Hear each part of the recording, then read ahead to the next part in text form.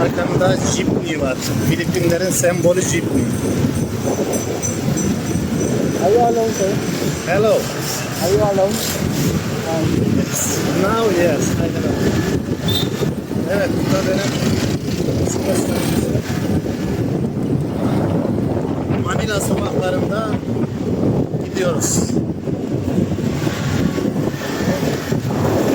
Evet, hemen arkamızda bir tricycle var.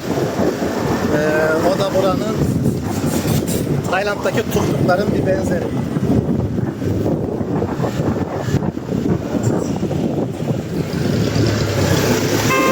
Jeepney. Bunlar eski 2. Dünya Savaşı'nda Amerikalıları terk ettiği jipleri alıp minibüse çevirmişler. Karşılıklı askeri düzende oturuyorlar içinde. Burada Jeepney ve tricycle çok sık kullanılıyor. Hello, how are you? Manila'da sıradan bir gün. Say hello. Filipin.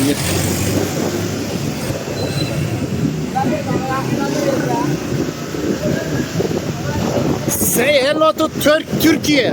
Turkey. Hello Turkey. They asking if you are a vlogger. Student brother. Are you a vlogger? Hello brother.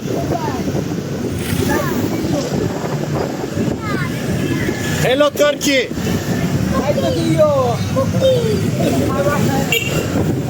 Hello Türkiye.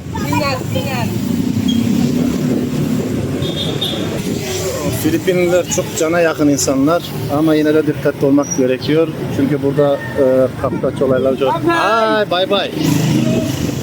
Çok yaygın. Evet, jeepneylere henüz binmedim. Bir de bu tricycle'lara. Hello.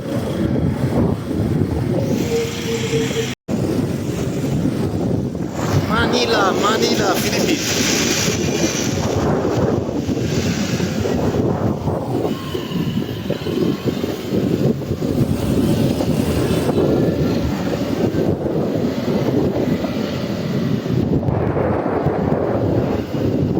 Evet, Manila'nın her yerinde böyle elektrik kabloları var. Acayip bir görüntü kirliliği yapıyor ama bizim gibi turistlere de ilginç geliyor doğrusu. Evet, tricycle geçiyor.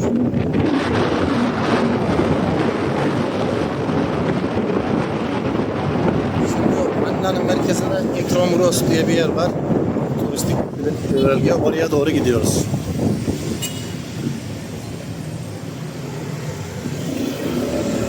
Evet, hemen solunda Jollibee var. Jollibee Filipinlerin McDonald's'ta diyebiliriz. Evet, şu Inasal'ı da görmüştüm internette. Orası da biraz meşhur bir yer. Bu Asyalılar tavuk ve tavuk, pilav ve noodle'ı çok seviyorlar.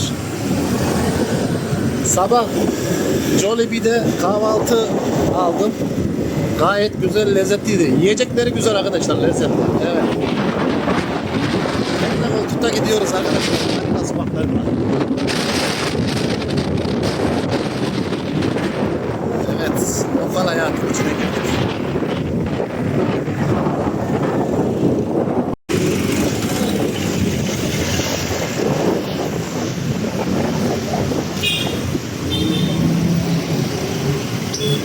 Evet, bu motosikletle yaklaşık yarım saatlik bir yola 128 peso ödeyeceğim. O da 100 lira gibi para yapıyor. Eğer ki Grab taksi çağırsaydım o zaman da 300-350 peso ödeyecektim. Yani 2,5 katı ödeyecektim. O da bizim paramızda 200 lira yapıyor.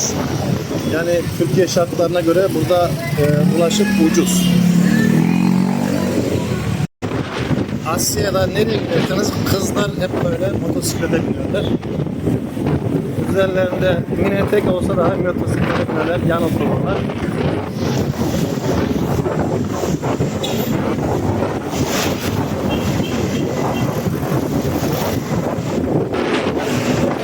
Hello.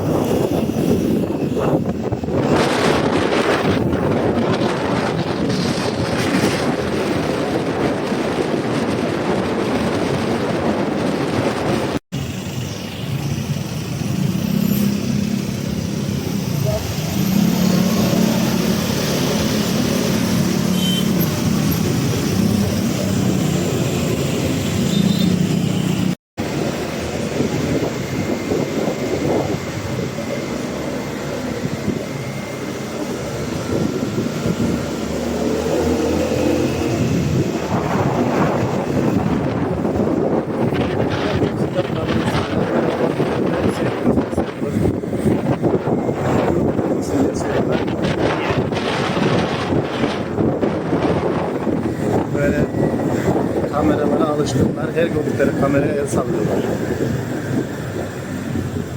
Evet. Birazdan burayı da göreceğiz. Burası Filipinlerin Manila'nın turistik yeri. Çok sayıda turist var. Burası Manila'nın tarihi bölgesi.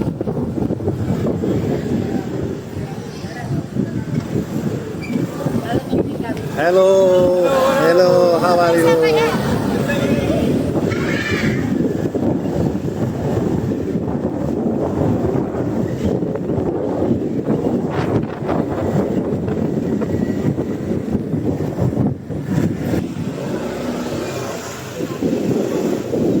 Ya dito po ba yung papuntang sir?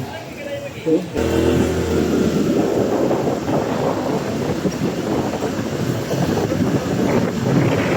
Burası turistik bölge olduğundan mıdır nedir çok sayıda polis askeri bekliyor burada.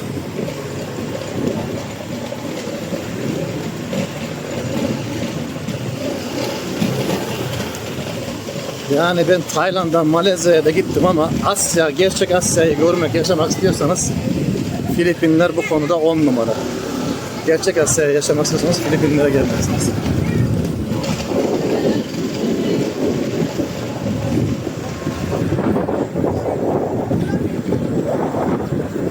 Artık Malezya, Tayland çok fazla turistik olmuş. Gerçek lokal Asya yaşantısını görmek istiyorsanız buraya gezmeniz. Gündüz Manila'nın modern yerlerini gezdim. Şimdi öğleden sonra ise tarihi bölgesini gezmek istedim. Burada tarihi bölgeler Intramuros denilen bir bölgede. O yüzden burada bir turist kalabalığı var. Çok sayıda tarihi bina var burada. Şimdi hemen yanımda Saint Augustine Kilisesi bulunuyor. Saint Augustine Church. Burası 1860'lı yıllarda yapılmış. İkinci Dünya Savaşı'ndan sonra Intramuros'ta sadece bu bina ayakta kalmış.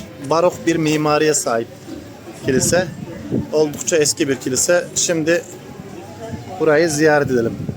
Ayrıca bu kilise UNESCO Dünya Miras Listesi'nde yer alıyor. Manila'ya gelirseniz Intramuros'a mutlaka uğrayın. Gerçekten de görülmeye değer güzel bir bölge. Tarihi bir havası var. Burası Filipinler eski bir İspanyol kolonisi. Daha sonra Amerikalılar ve Japonlar gelmişler. Yani Filipinlere bu koloni ülkelerden neredeyse uğramayan kalmamış. O yüzden burada İspanyol mimarisinden esintiler görebilirsiniz. Evet, papalarının resmini oraya asmışlar. Etrafta çok sayıda turist var. Burası Manila'nın Old Town'u arkadaşlar. Evet. Şu kapının güzelliğine bakın. Ahşap. Ahşaptan oyarak yapmışlar. Gerçekten zarif bir kapı.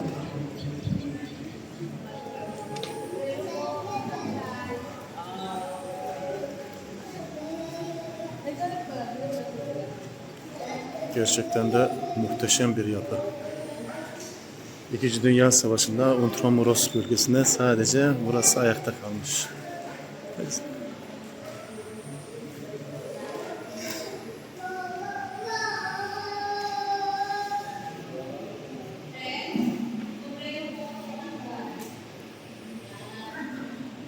Cheaper price, cheaper.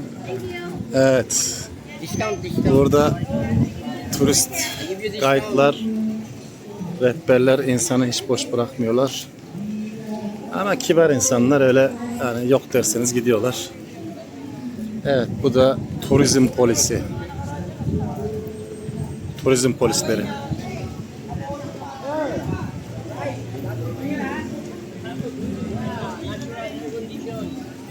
Evet. Her gelen turiste Lamborghini'ye binmek ister misiniz diyor. Bu da Lamborghini'leri. Lamborghini'ye binmek ister misiniz diye soruyorlar. Burada standlar açılmış. El emeği ürünler satılıyor. Hediyelik eşya. Evet, dönerci bile var.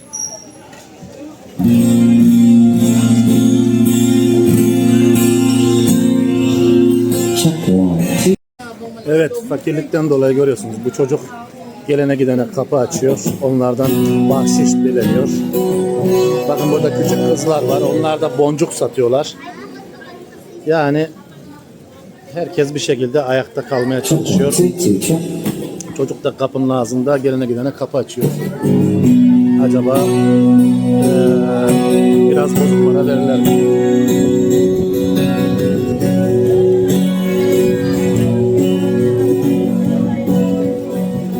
Evet, tourism policy. Hello, thank you.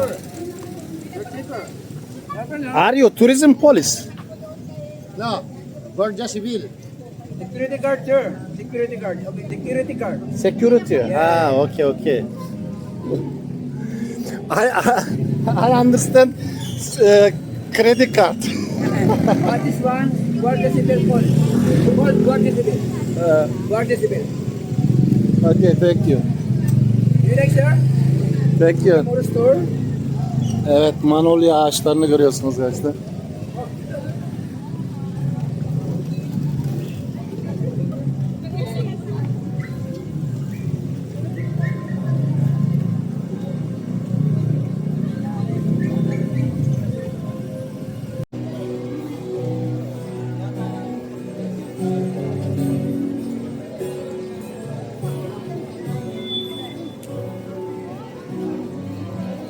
Bu arkadaşı ben turizm polisi sandım. Sordum, sen turizm polisi misin diye sordum. Oradan lokal birisi bir şey söyledi. Ben anladım. Oradan lokal birisi bir şey söyledi. Ben yanlış anladım. Kendisi security card of Intramodus diyor. Ben de kredi kart of Intramodus anladım. Great power move, and that's what he needs to go for. Evet, kasa İspanyolca'da ev anlamına geliyor arkadaşlar. Burası da eski bir İspanyol sömürgesi olduğu için her yerde kasa, vera, kasa bilmem ne gibi evler var. İspanyollarla Portekizliler, Hollandalılar, İngilizler dünyanın yarısını sömürmüşler. Hatta neredeyse uğramadıkları ülke kalmamış yani. Yarısı diyorum ama. Bakın şu kapının güzelliğine. El oyması. Tamamen ahşaptan yapılma.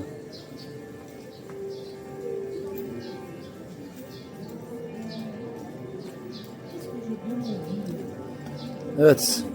Manila'ya gelirseniz Intramuros'a mutlaka uğrayın. Burası Old Town bölgesi, Manila'nın eski yerleşim bölgesi.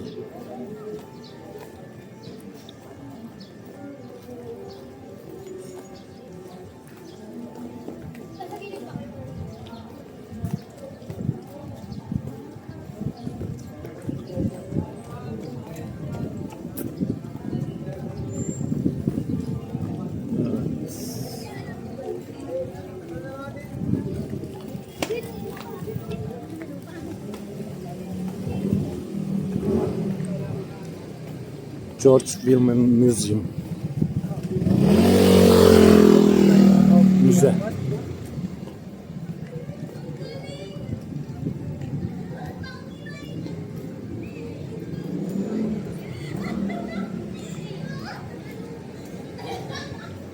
Lamborghini.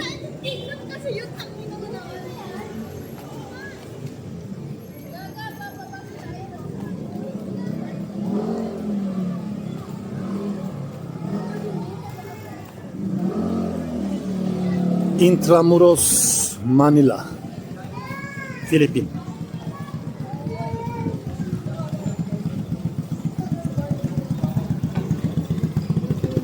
Burada mahalle kültürü çok yaygın. Herkes birbirini tanıyor.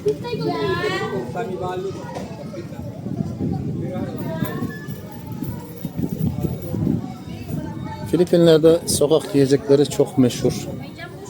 Her yerde böyle sokak yiyecekleri bulabilirsiniz. Ve sokak yiyeceklerini de çok seviyorlar. Bakın sokaklar cıvıl cıvıl, bir sürü çocuk var burada. Filipinliler çocukları çok seviyorlar gerçekten. Bu yüzden nüfusları kalabalık. Ah, don't kill me.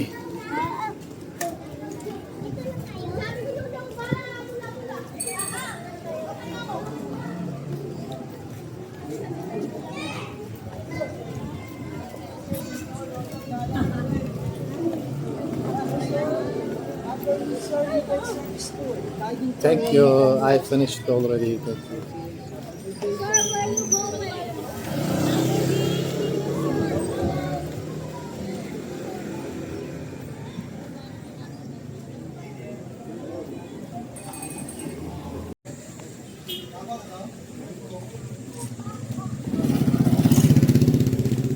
Evet, Filipinler'de lokal insanların yaşadığı bölgeler.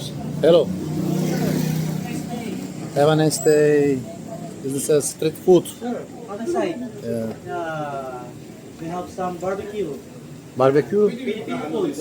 Yes, sir, pwede. Evet, Filipinler'de lokantalar böyle arkadaşlar. Böyle nereye gitseniz böyle görüyorsunuz. Grill. Evet, lokal insanların tercih ettiği lokantalar böyle. Yes, Philippine culture, yes, very nice. Street food. We have Filipino dish. Yes, Almost pork. all looking very delicious. It's also your cat very happy. The famous cat. Very good. Philippine cat. Yeah, bye bye. Thank you, sir. Have a nice day. Have a nice day. Have a nice day.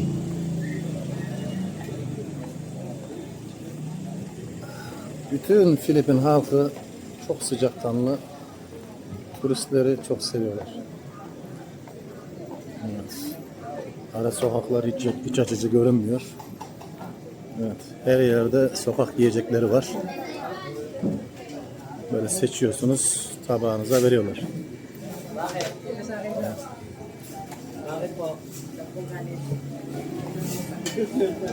Evet. Burada balık pişiriyorlar. Hello. Seafood. Evet. Bakın squid. Fish.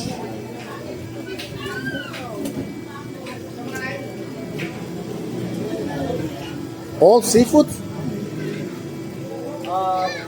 Is this pork? Yeah. Bu domuzmuş. Bu kalamar. Tabi domuzu, kebabı hepsini aynı yerde pişiriyorlar. O yüzden yemenizi tavsiye etmem. Burası lokanta. I see. Thank you. Have a nice day. Yes, sir. Çok sıcak kanlılar arkadaşlar. Evet. Burası Manila'nın göbeği.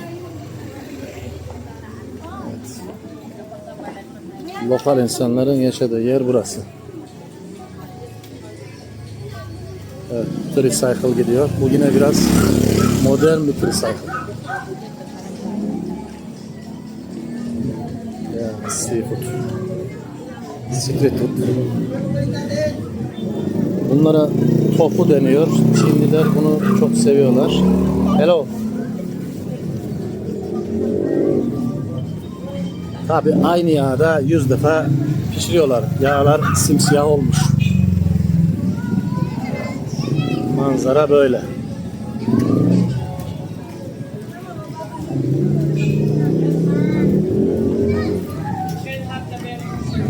Thank you. Thank you.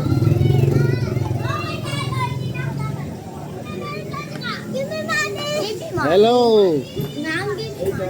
Kim? Hello. How are you?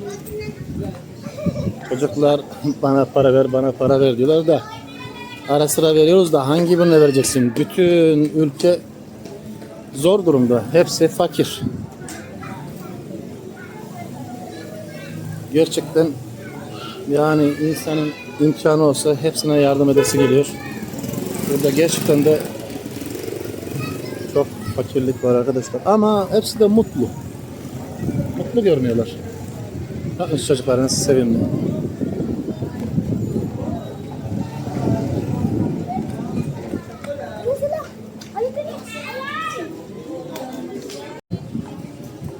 Evet. Manila Intramuros sokaklarında dolaşıyoruz.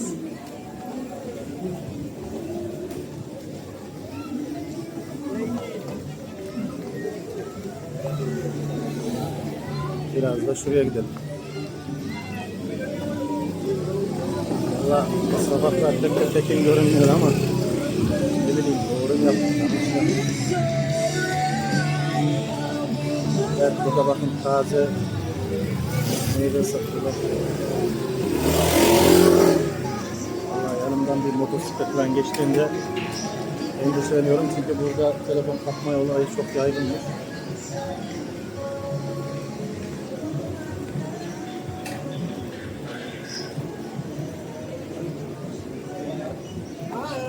Hi, hello. Hello.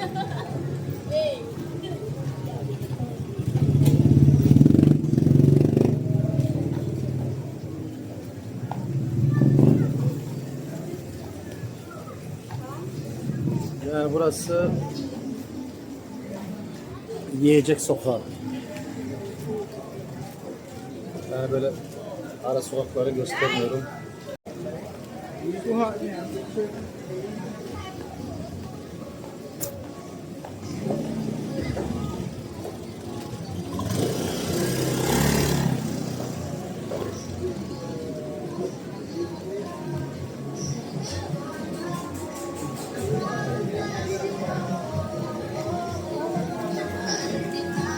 Evet, burada bir bilardo salonu var.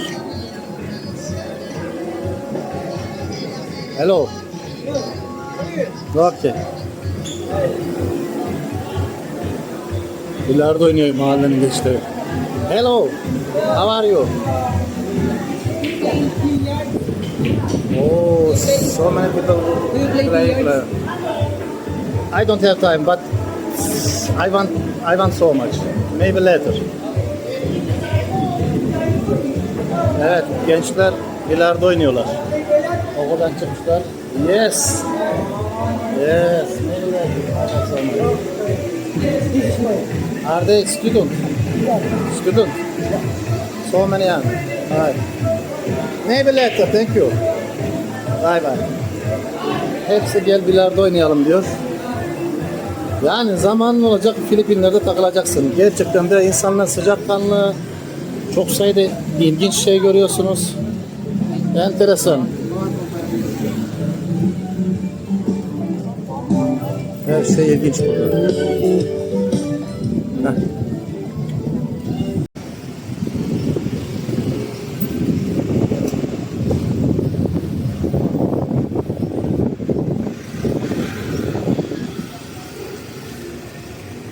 Manila bir garip yer. Bir tarafta aç insanlar, bir tarafta golf oynayanlar. Burası özel bir alan, golf alanı. Girişinde de güvenlik var. Özel bir alan, giriş yasak diyor. Dediğim gibi 100 metre arkada acayip bir fakirlik var. Burada insanlar golf oynuyorlar. Evet, Filipinlerin sembolü jeepney. Şimdi hemen karşıya gidiyorum. Buranın meşhur Rizal Parkı'nı gezeceğim.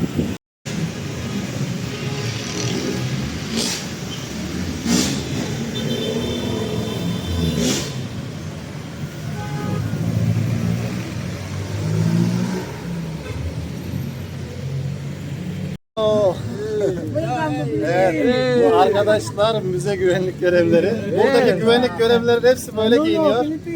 Özellikle this guy very cool.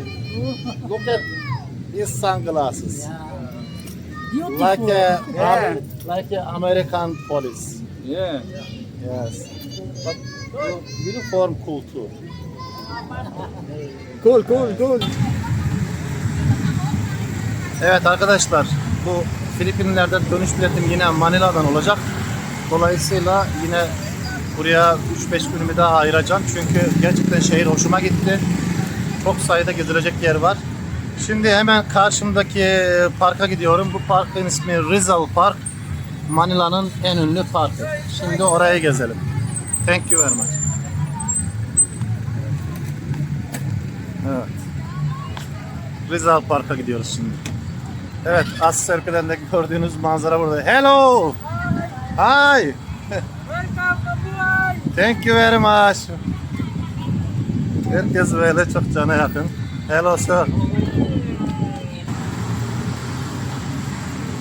Hadi birlikte gezelim.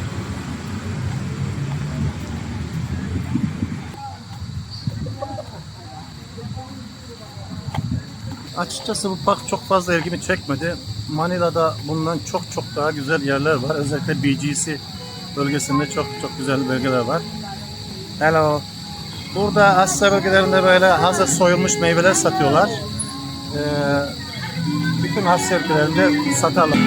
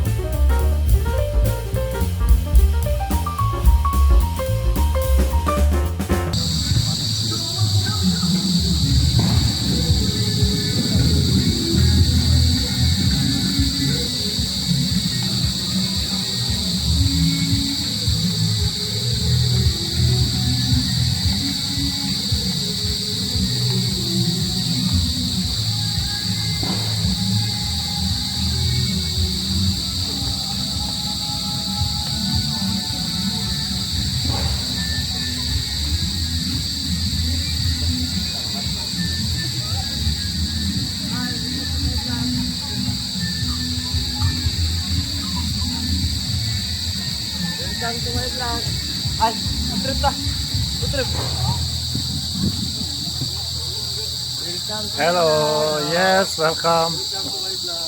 Welcome, yes, welcome. Now you can say.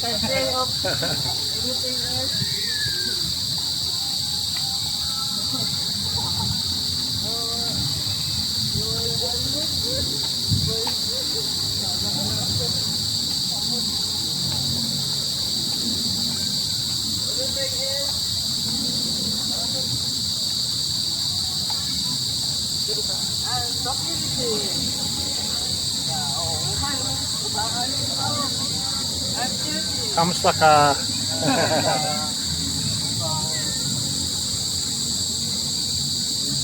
Evet, bir gece pazarına geldik şimdi. Abla şeker kamışı suyu satıyor. Evet, Asya ülkelerinde gece pazarları. Hello. Sokak yiyecekleri meşhur. Bakın mesela bu bizde olmayan bir meyve. Hello, what is this? Red mango, sir. Indian mango. Mango? Yeah, red mango. Red mango. Bu mangoymuş ama biraz yeşil renkli. Evet. Red flower. Yeah, thank you. Yeşil renk. This is yellow mango. Yeah. Rice mango. Yes. Shake. Sweet. Thank you very much. Hello. Çok nazikler arkadaşlar.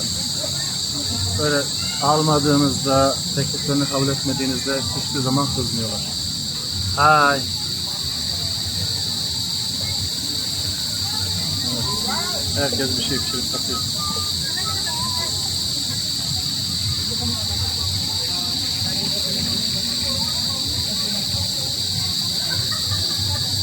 Meyve suyu. Evet, taze meyve suyu satıyorum ben. Fresh.